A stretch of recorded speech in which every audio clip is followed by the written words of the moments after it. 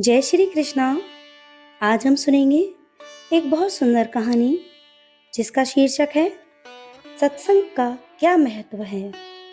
एक संत रोज अपने शिष्यों को गीता पढ़ाते थे। सभी शिष्य इससे खुश थे, लेकिन एक शिष्य चिंतित दिखा। संत ने उससे इसका कारण पूछा। शिष्य ने कहा, गुरुदेव, मुझे आप जो कुछ पढ़ाते हैं वह समझ में नहीं आता। मैं इसी वजह से चिंतित और दुखी हूँ।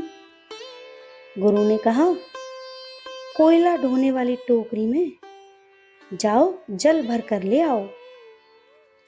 शिष्य चकित हुआ, आखिर टोकरी में कैसे जल भरेगा? लेकिन गुरु ने यह आदेश दिया था, इसलिए वह टोकरी में नदी का जल भरने के लिए दौड़ पड़ा। लेकिन कोई फायदा नहीं हुआ। जल टोकरी से छनकर गिर पड़ता।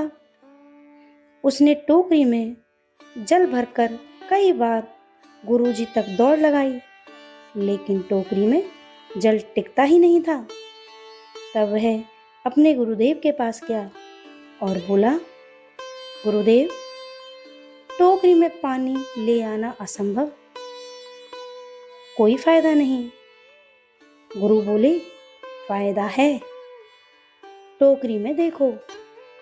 शिष्य ने देखा, बार बार पानी में कोयले की टोकरी डुबाने से स्वच्छ हो गई है, उसका कालापन धुल गया है।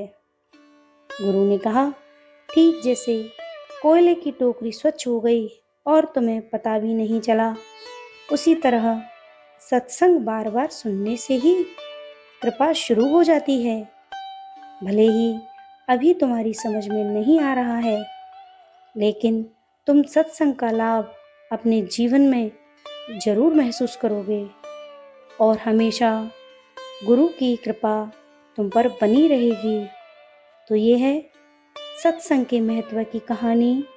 राधे राधे।